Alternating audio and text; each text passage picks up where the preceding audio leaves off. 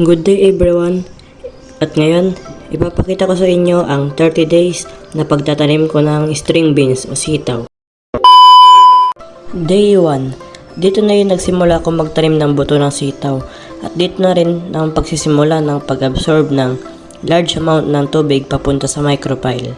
At kapag na-absorb na ito, yung buto ay parang mamamaga o lolobo. At dito na magsisimula ang mag-break ang seed coat. At the same time, enzymes in the seed are activated to break down the stored food in the cotyledons through hydrolysis.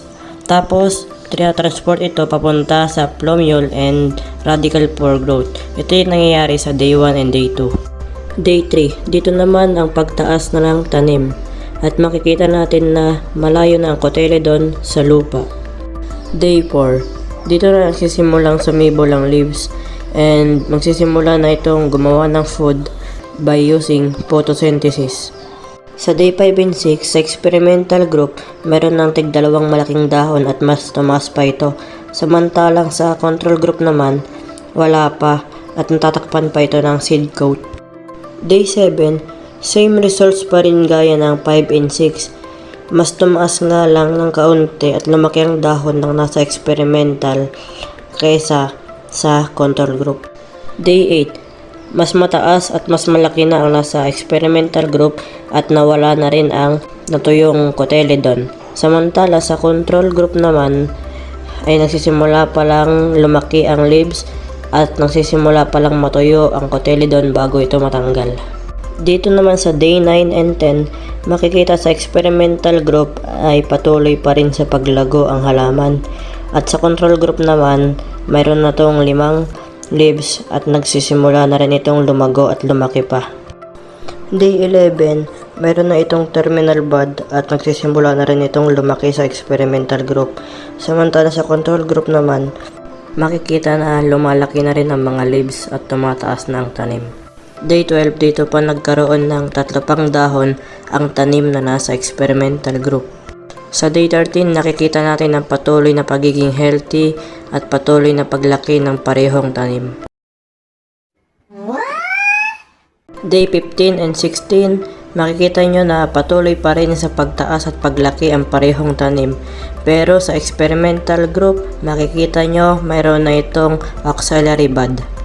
Day 17, 18, and 19, dito nyo makikita na ang parehong halaman ay patuloy na lumalaki at ang kanilang mga dahon ay lumalapad, lalo na sa experimental group.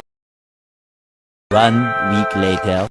Day 27, dito yung day na napansin ko na yung dating auxiliary bud lang sa experimental group ay humaba na at nagkaroon pa ng 3 pang leaves na dating 5 lang.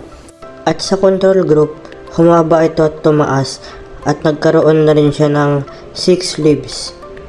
Day 28 and 29, dito naman na mas makikita nyo na mas malusog na ang mga tanim. Last day, ang day 30, dito nyo makikita ang result. Ang dating seed, ngayon malaki na. Kaunting kalaman? Bakit nga ba mas mataas at mas malaki ang nasa experimental group kaysa sa control group? Dahil lang nasa experimental group, ang lupang ginamit ko ay loam soil at hinaluan ko ito ng rice hull. Tapos sa control group naman, kunting rice hull lang ang nilagay ko kaya kunting nutrients lang ang nakukuha ng nasa control group. Dahil ang rice hull ay nag-i-increase ng water and nutrient holding capacity of soil, improve soil aggregation, infiltration at iba pa. Hindi lang yon, magkaibang treatment din ang ginawa ko sa dalawang group.